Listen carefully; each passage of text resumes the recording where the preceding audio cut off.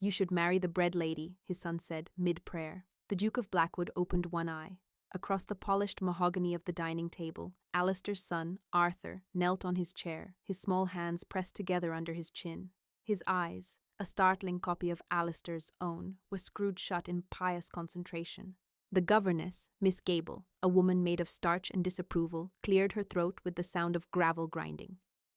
"Arthur," she began, her voice a thin wire of displeasure, "we do not interrupt our evening prayers to the Almighty with suggestions for His Grace's marital arrangements." Alistair raised a hand, silencing her. The word marry had struck him like a physical blow, a word he had not truly considered in 5 hollow years. It was a ghost word, belonging to a life that had been amputated. "Let him finish," Alistair said, his voice a low rumble in the cavernous dining room. The room was always cold, no matter how high the footman built the fire in the great stone hearth. It was a cold that had seeped into the very bones of Blackwood Manor, a cold that had started the night Eleanor left. Arthur, oblivious to the undercurrents, took a deep breath and continued his prayerful negotiation with God. "She smells like heaven, which you live in, so you must know, and she gives me the little bits of dough that have fallen off. She says they are angels' shares, and her smile is like the sun coming up over Miller's Pond. Amen?" He finished with a decisive nod, as if the matter was now settled between him and his Creator. He opened his eyes, blinked at his father, and picked up his soup spoon. Alistair did not pick up his own. He stared at his son, this small, impossible person who had appeared in his life 6 months ago, delivered by a grim-faced solicitor with a letter and a birth certificate. His son, Eleanor's son, a secret she had carried away with her, a life she had nurtured in hiding while Alistair rattled around his title and his lands like a dried pea in a pod. The bread lady. He knew who Arthur meant. He had taken the boy to the village of Oakhaven himself just last week, a reluctant pilgrimage. The solicitor had found them there, Eleanor and the boy, living in a cottage behind a small bakery. Eleanor had not been there. She had been away, the solicitor explained, settling the affairs of the old woman who had taken her in, an innkeeper. But the boy was there, a perfect miniature version of the Beaumonts, with Eleanor's determined chin. Alistair had gone to see for himself, not to confront, not yet. He was still wrestling with the raw, gaping wound of the solicitor's report, a document that had systematically dismantled the foundations of his life and his rage. For 5 years, he had believed Eleanor had betrayed him with a stable hand. He had believed she had run off in shame, a faithless, fallen woman. He had cultivated that belief, watered it with whiskey and bitterness, because the alternative was too painful to contemplate. The alternative was that he had been a fool, a blind, arrogant, trusting fool. The solicitor's report suggested just that: forged letters, a paid informant, a conspiracy of whispers orchestrated by the one person he had trusted implicitly since his parents' deaths. His aunt, Lady Augusta, the woman who now sat at the far end of this very table, her face a mask of polite indifference. He had not yet confronted her. He was a hunter by nature, and he was gathering his snares. The appearance of Arthur was the first, a silent, unknowing shot across her bows. He had brought the boy to Blackwood Manor, installed him in the nursery that had been empty for a generation, and had simply said, "My son and heir, Arthur, he will be joining us." The look on Augusta's face had been a fleeting, beautiful masterpiece of controlled horror. Now this innocent prayer from the mouth of a child who knew nothing of the wreckage he was describing. The bread lady, he had seen her. Through the dusty window of the Oakhaven bakery, he had watched her. She was not Lady Eleanor Beaumont, Duchess of Blackwood. That woman had been a creature of silk and pearls, her hands soft, her voice a low murmur at soiree. The woman in the bakery was formidable. Her sleeves were rolled to her elbows, revealing strong, flour-dusted forearms. Her hair was ruthlessly pinned up, escaping in damp tendrils around a face that was thinner, sharper, but no less beautiful. She moved with a purpose that bordered on fierce, kneading dough with a rhythmic violence that seemed to be aimed at the world itself. He had felt a pull so strong it was a physical ache in his chest, a desperate, hopeless urge to smash the glass and call her name. But he had not. He had watched, a ghost at the feast of her life, and then he had retreated. "She sounds like a remarkable woman," Alistair said to his son, his voice carefully neutral. Arthur nodded vigorously, his mouth full of soup. "She is. She's my mother."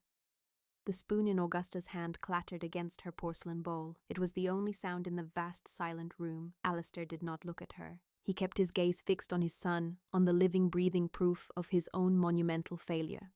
"Yes," Alistair said softly, a world of regret in the single word. "Yes, she is." Later that night, the house groaned around him, a great beast settling its bones. Alistair stood in his library, a glass of brandy untouched on the desk beside him. The solicitor's report lay open. He did not need to read it. He had memorized its clinical, damning prose. Paper stock for the incriminating letters traced to a stationer in Cheapside patronized exclusively by Lady Augusta Beaumont's personal secretary. Handwriting analysis indicates a deliberate, albeit skillful attempt to mimic the Duchess's hand with telltale inconsistencies in pressure and slant. The stable hand, one Thomas Green, received a payment of £500, a sum drawn from an account controlled by Lady Augusta, 2 days before his confession and subsequent departure for the Americas. It went on, a meticulous demolition of the lie he had lived with for 5 years, a lie he had accepted with a readiness that now turned his stomach. Why had he been so quick to believe the worst of her? He walked to the window, looking out over the manicured lawns, silvered by the moonlight. He remembered the night it all fell apart. The suffocating heat of the London season, the endless balls, the cloying scent of wilting flowers and ambition. He had been drowning in it, bored and restless. Augusta had been his confidant, his guide through the labyrinth of ducal responsibility, her wry observations a constant source of amusement and counsel. "She is young, Alistair," Augusta had said, her voice a silken thread of concern as they stood on a crowded balcony. "The city overwhelms her. She seeks simpler comforts." The poison had been administered in such small, careful doses. A word here, a sigh there, a suggestion that Eleanor's quietness was not melancholy, but secrecy, that her long walks in the gardens were not for air, but for assignations. Then came the discovery of the letters in her writing desk. His heart had hammered in his chest, a frantic bird trapped in his ribs. He had read the passionate, breathless words of a clandestine love affair, and something inside him had fractured. He had not questioned it. It was, in a perverse way, more dramatic, more interesting than the quiet, creeping distance he had felt growing between them. It was an answer, a brutal, ugly answer, but an answer nonetheless. He had confronted her in this very library. She had returned from a walk, her cheeks flushed with the cool evening air, a small, hopeful smile on her face. He had watched that smile die as he threw the letters on the desk between them. "Explain this," he had commanded, his voice cold iron. He could still see her face, the confusion giving way to a dawning, wounded horror. She had picked up the letters, her hands trembling. Her eyes, the color of a summer sky, had flown to his. "Alistair, this is not... I did not write these. Do not lie to me, Eleanor. I am not a fool."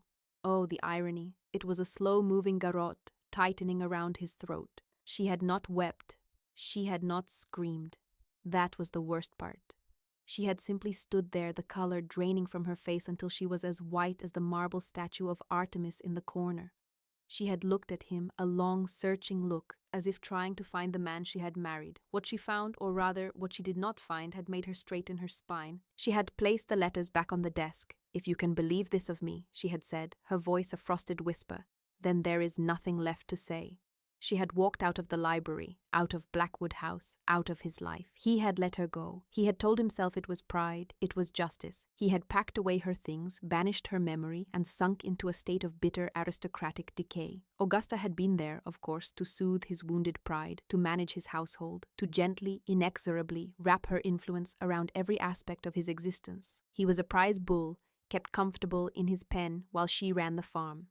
Now, the ghost of Eleanor was back. Not as a whisper or a memory, but as a bred lady, a woman with strong hands and a son who looked just like him.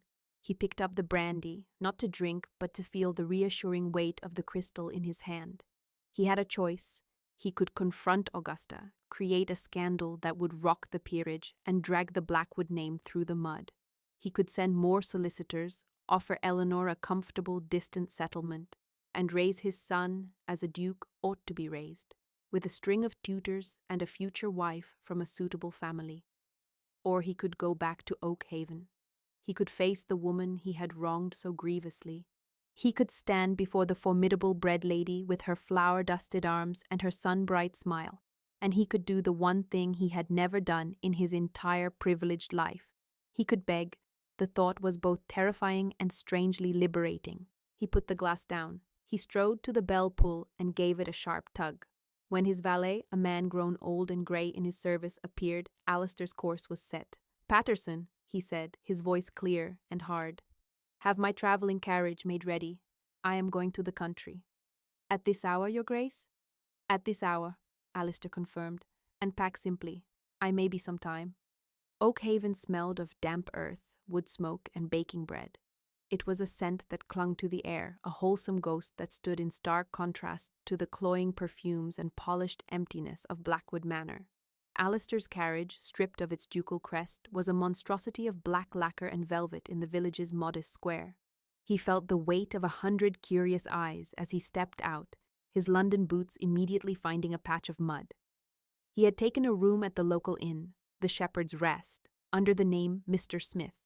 The irony was not lost on him. He, the Duke of Blackwood, reduced to the most common of aliases in a village that probably featured on one of his own maps. The innkeeper, a stout woman with arms like baked hams and a suspicious glare, had looked him up and down. "We don't get many of your sort here," she'd said, her voice flat. "Just so you know, we're a quiet place, no trouble." "I have no intention of causing any," Alistair had replied, the words feeling inadequate and false in his own mouth. His very presence here was trouble. Now he stood across the lane from the bakery. It was early morning, the sky a pale, bruised purple. A single light glowed in the window of the cottage behind the shop. Her cottage. Arthur's home. The thought sent a fresh wave of self-loathing through him.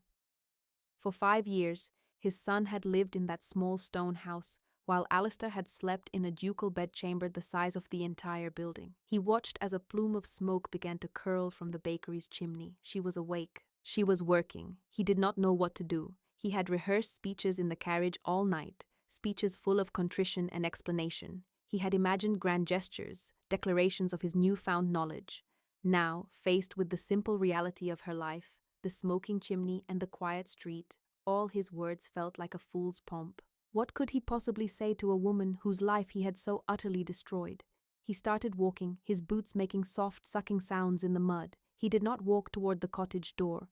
He walked around to the back, to the yard that separated the house from the bakery. There was a low stone wall, and he leaned against it, the cold seeping through his fine wool coat. He could hear her now. The rhythmic thump and scrape of the baker's peel against the stone floor of the oven, the soft clang of a metal door. She was not singing, not humming, just the sounds of relentless, solitary work. The back door of the cottage opened, and his heart seized. But it was not Eleanor. It was Arthur, a small, sleep-rumpled figure in a flannel nightshirt. He carried a small wooden stool, which he placed carefully near the back door of the bakery. He sat down, wrapped his arms around his knees, and waited. A few moments later, the bakery door opened, and Eleanor stepped out. She was not the formidable woman he had seen through the window. In the pre-dawn light, she just looked tired. There were shadows under her eyes, the same sky-blue eyes that had once looked at him with such adoration. She carried 2 steaming mugs. She handed one to Arthur, who took it with practiced care. "Careful, my little bird. It's hot." "Thank you, Mama." She sat down on the stoop beside him, her back against the doorframe. They sat in silence for a moment, sipping from their mugs, their breath misting in the cold air. The scene was so simple, so painfully domestic, it felt like a dagger in Alistair's gut. This was the life he had thrown away. This quiet communion, this shared warmth against the morning chill. "Will you tell me a story of the castle?" Arthur asked, his voice small. Eleanor smiled, a real smile, and for a second, Alistair forgot to breathe. It was the sun coming up over Miller's Pond, just as Arthur had said. "Again?" she teased gently. "I think you know them all by heart." "Tell me about the knight," Arthur insisted. "The one who was strong and brave but had a forgetful heart." Eleanor's smile faltered just for a second. "Ah, that one." She took a sip from her mug, her gaze distant, fixed on something far beyond the small yard. "Very well. Once, in a castle of cold stone and silent halls, there lived a knight. He was sworn to protect the princess, and in the beginning, he did. He brought her flowers and wrote her songs on his lute. But he had a forgetful heart," Arthur prompted. "Yes," Eleanor said, her voice growing softer, sadder. "He forgot that a princess needs more than songs. He forgot that trust is a garden and you must tend it every day. You cannot just plant it and walk away expecting it to grow. And one day, a wicked sorceress came to the castle. She whispered poison in the knight's ear, and because his heart was forgetful and his mind was proud, he listened. Alistair felt the cold of the stone wall seep into his bones. He was the knight. Augusta was the sorceress. It was a child's fairy tale, and it was the truest story he had ever heard. She told him the princess was wicked, Eleanor continued, her voice barely a whisper now. She told him the princess had a secret, dark heart, and the night he believed her. He banished the princess from the castle. He cast her out into the wild, dark woods. But he was tricked, Arthur said, his little face creased with concern. It wasn't his fault. The sorceress tricked him. Eleanor reached out and smoothed his hair. Being tricked is not an excuse, my love. The knight had a choice. He could have trusted the princess he had sworn to protect. He could have looked into her eyes and seen the truth. But he chose to believe the lie because it was easier than admitting he had been neglectful. It was easier to be angry than to be sad. She fell silent. Arthur leaned his head against her knee. The sun was beginning to properly crest the hills, painting the sky in shades of rose and gold. It illuminated the exhaustion on Eleanor's face, the strength in the set of her jaw, the fierce protective love as she looked down at their son. Alistair could not move. He was rooted to the spot, pinned by the shame and the truth of her story. He was the knight with the forgetful heart. And he had not just banished the princess, he had banished himself. He had sentenced himself to 5 years in a castle of cold stone and silent halls, while the real treasure, the real life, was happening here, in a small yard behind a bakery. He knew then that his rehearsed speeches were worthless. He could not offer her explanations. He could not offer her a ducal title as a balm for her wounds. He could not buy her forgiveness with the Blackwood fortune. The only thing he had to offer was himself, a broken, forgetful knight, standing in the mud, finally ready to listen. He took a deep breath, the air thick with the scent of her bread, and stepped out from behind the wall. Eleanor's head snapped up. Her body went rigid, the mug held halfway to her lips. Her eyes, those beautiful sky-blue eyes, widened in shock, then narrowed into something hard and sharp as flint. She put her mug down with a deliberate click and stood, placing herself between Alistair and their son. It was the instinctive, ferocious movement of a mother lioness protecting her cub. Arthur, however, beamed. "Father, you came. Did you come to ask my mother to marry you?" The silence that followed was absolute. It was so profound that Alistair could hear the blood pounding in his ears. He looked at Eleanor, at the stranger, who held his entire world in her flower-dusted hands. Her face was a mask of cold fury. "Get out," she said. Her voice was not a whisper. It was not a plea. It was a command, forged in the fires of 5 years of survival. "Eleanor," he began, his own voice sounding weak, unfamiliar. "Do not speak my name," she hissed, her hands clenched into fists at her sides. "You have no right. This is my home. This is my life. You are not welcome here." "Mama," Arthur said, his small face confused. "It's father. He's the knight." "No," Eleanor said, her gaze never leaving Alistair's, her eyes burning with a cold fire he had never seen before. "He is not the knight. The knight was a story. This is a duke, and dukes do not belong in bakeries." She turned, took Arthur's hand, and pulled him toward the cottage. "Inside, Arthur. Now." The boy looked back at Alistair, his face a small, tragic portrait of confusion and disappointment. The cottage door slammed shut, the sound echoing in the morning stillness like a gunshot. Alistair stood alone in the yard. The smell of baking bread suddenly felt suffocating. He was left with the echo of her words, the slam of the door, and the crushing weight of a 5-year-old's hope.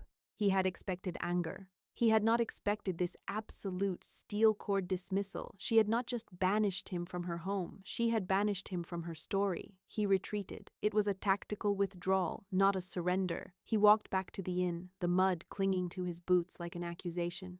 He ordered breakfast he could not eat and stared out the window of the private parlor he had rented. He saw the village come to life. Carts rattled by. Women with baskets stopped to gossip. He watched the door of the bakery. People came and went, leaving with loaves of bread wrapped in paper. They would be eating her bread. The thought was absurd, intimate. A village was being sustained by the work of her hands, hands he had once held and promised to cherish. He needed a new plan. A frontal assault had failed. Grand gestures were out of the question.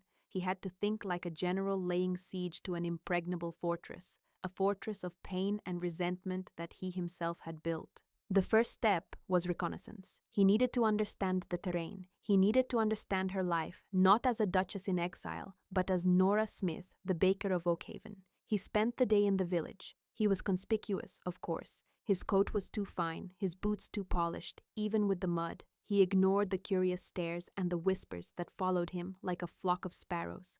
He walked the perimeter of the village. He noted the smithy, the church with its lopsided steeple, the small schoolhouse. He ended up at the village green, where a group of children were playing.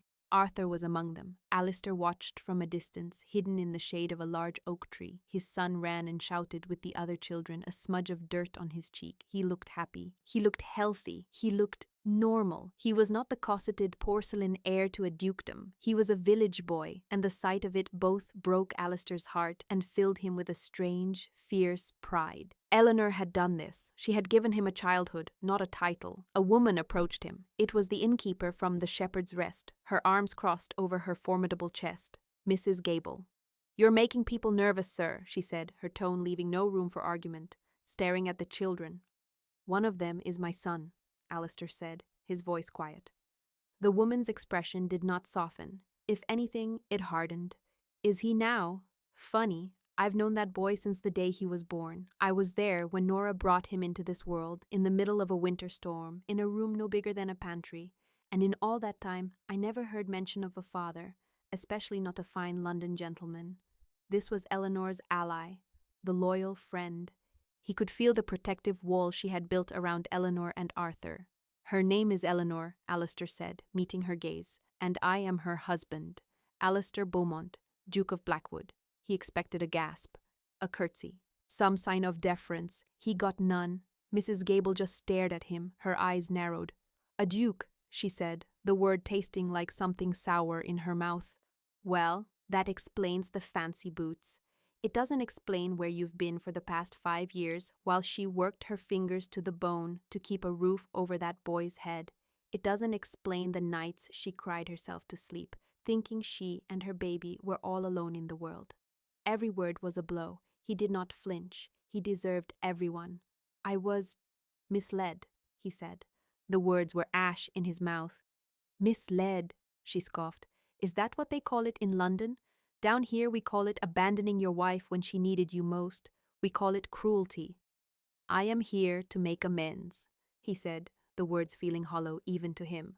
"Amends, Mrs." Gable laughed, a short, harsh sound. "You think you can make amends for this? You think you can walk back in here with your money and your title and fix it all like a broken pot?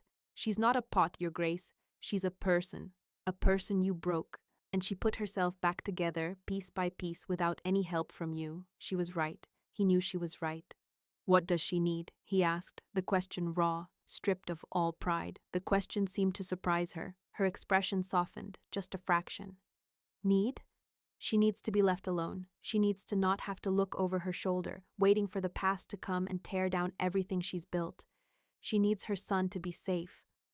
"He is my son too," Alistair insisted. "My heir." "He's Arthur," she corrected him sharply. "And he's Nora's boy. He's not a title or a piece of property. You'd do well to remember that." She turned and walked away, leaving him standing under the oak tree, feeling more alone than he had ever felt in his life. He had been stripped of his title, his wealth, his power. Here, in this small village, he was just a man who had failed. And it was as this man, not as a duke, that he would have to find his way back. He did not leave. He stayed at the inn, in his simple room, listening to the unfamiliar sounds of village life. He sent a message to his solicitor, Mr. Finch, in London. "Proceed with the matter concerning my aunt. Be thorough. Be merciless. I will remain in Oakhaven indefinitely." Then he began his siege. It was a siege of small things. He did not approach the bakery again. He did not try to speak to Eleanor. He simply existed. He bought a pair of sturdy work boots from the village cobbler. He bought a simple, durable coat. He took his meals in the common room of the inn, listening to the farmers talk about rain and crop prices. One morning, he saw the woodpile behind the bakery was low. He remembered Eleanor's story about the night and his own neglect, tending the garden. He walked to the woodcutter's yard and paid the man a handsome sum to have a cord of seasoned oak delivered and stacked behind the bakery. He made the man swear not to say who had paid for it. The next day, he saw Arthur playing by the stream, trying to sail a boat made of a leaf and a twig. The small craft kept capsizing. That afternoon, Alistair found a man in the village who was known for his wood carving. He commissioned a small, sturdy, perfectly balanced toy boat with a proper sail made from a scrap of linen. He left it on the back stoop of the cottage before dawn, like some mythical creature of the woods. He saw Eleanor in the village square. She was talking to the vicar, her face animated. When she saw him, her expression shuttered. The light went out of her eyes. She turned her back on him, a deliberate public cut. It hurt more than any shouted words. He did not retreat. He simply inclined his head, a silent acknowledgement of her right to her anger, and walked on. His son was his only source of solace. He started leaving small gifts for Arthur, where he knew the boy would find them. A perfect smooth skipping stone by the pond. A bird's nest, fallen from a tree, with 3 perfect pale blue empty shells inside. He became a secret benefactor, a ghost of a father. One afternoon, he was sitting on a bench near the church when Arthur came and sat beside him. The boy did not say anything for a long time. He just sat there, kicking his heels against the bench legs. "My mother is very angry with you," Arthur said finally, his voice a small, serious pronouncement. "I know," Alistair said. "She has every right to be. She says you have a forgetful heart."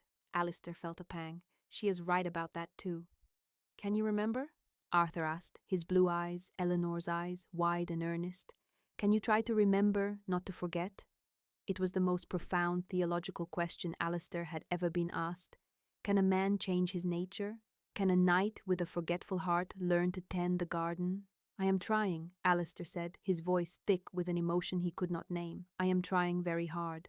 Arthur seemed satisfied with this. He reached into his pocket and pulled out a small, crudely carved wooden bird.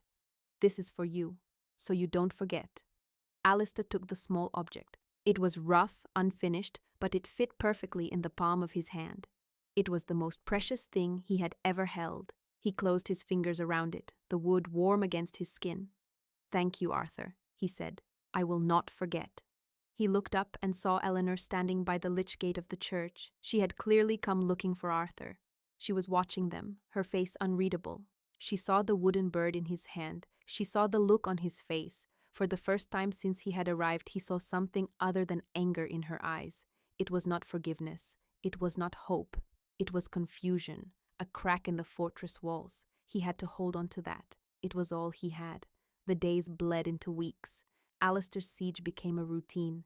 He was no longer Mr. Smith, the mysterious London gentleman. He was just the man who was staying at the inn, the man who chopped wood for the widow Gable when her man was sick, the man who helped pull a farmer's cart from the mud. He did not do it for show. He did it because the silence of his room at the inn was unbearable, and the simple physical work was a balm to his tormented soul. He was earning his place, not as a duke, but as a man. He learned things. He learned that Eleanor, Nora, as the village knew her, was the heart of this small community. She took bread to the sick. She organized the church bake sale. She had taught half the children in the village how to read, using old newspapers and flour-dusted fingers. She had not just survived, she had flourished. She had built a life, a real life, from the ashes of the one he had burned down. The knowledge was both humbling and awe-inspiring. One evening, Mr. Finch arrived. He was a small, neat man who looked as out of place in the rustic common room of the Shepherd's Rest as a canary in a coal mine. He carried a leather satchel full of documents.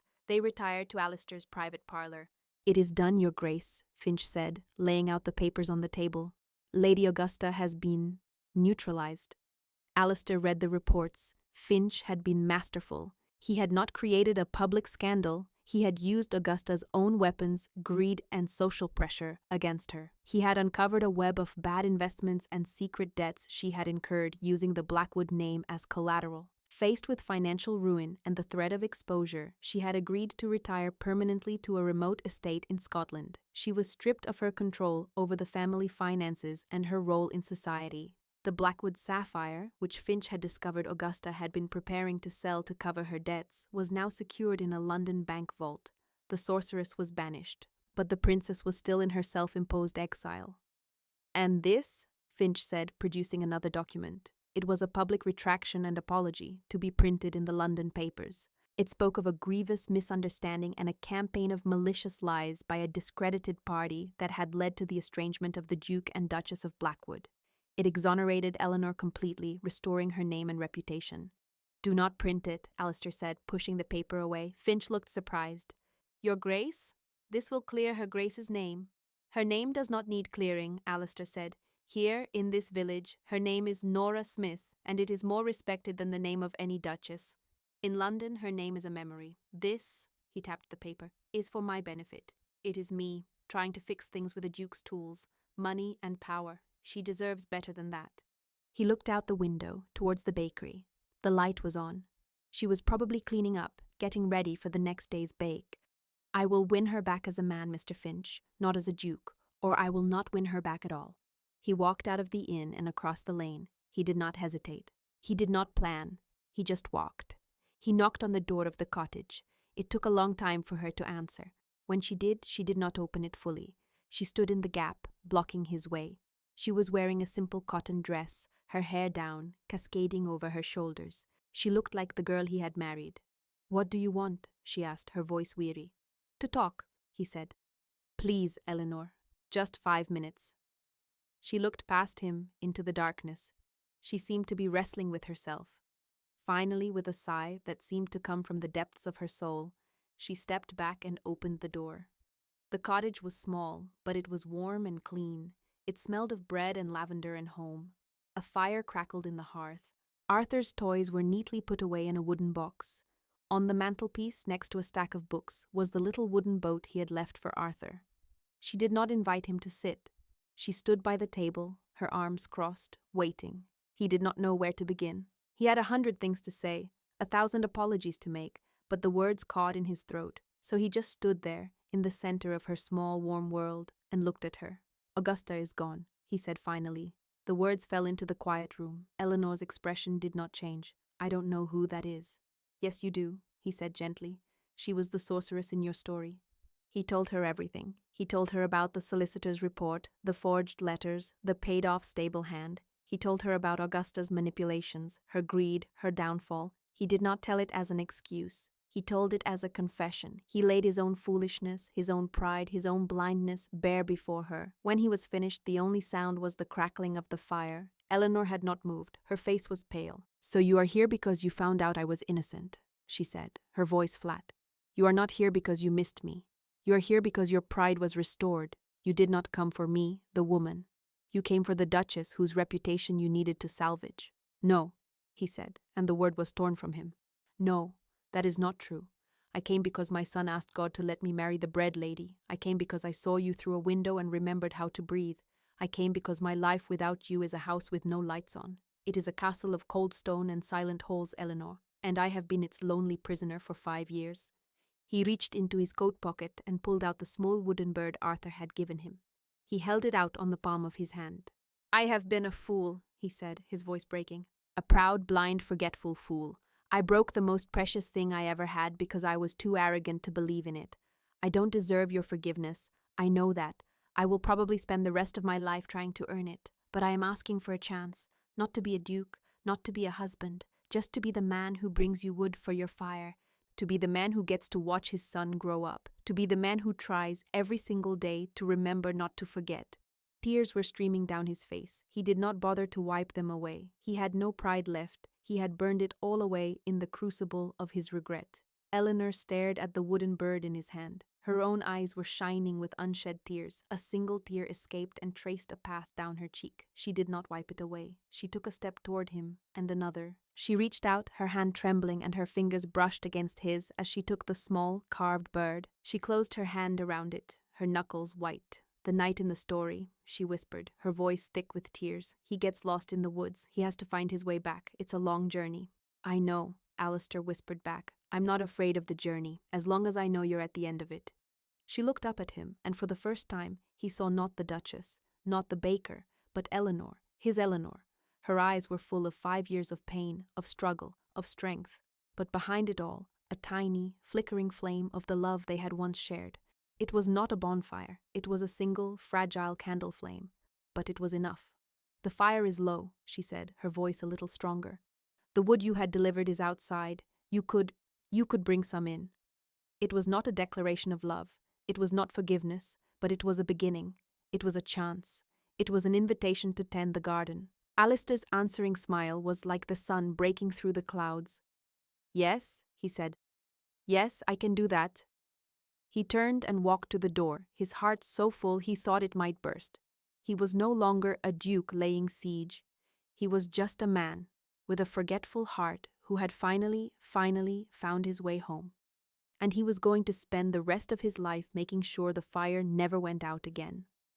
They did not return to London. Not at first. Blackwood Manor remained a silent stone monument to a life they had left behind.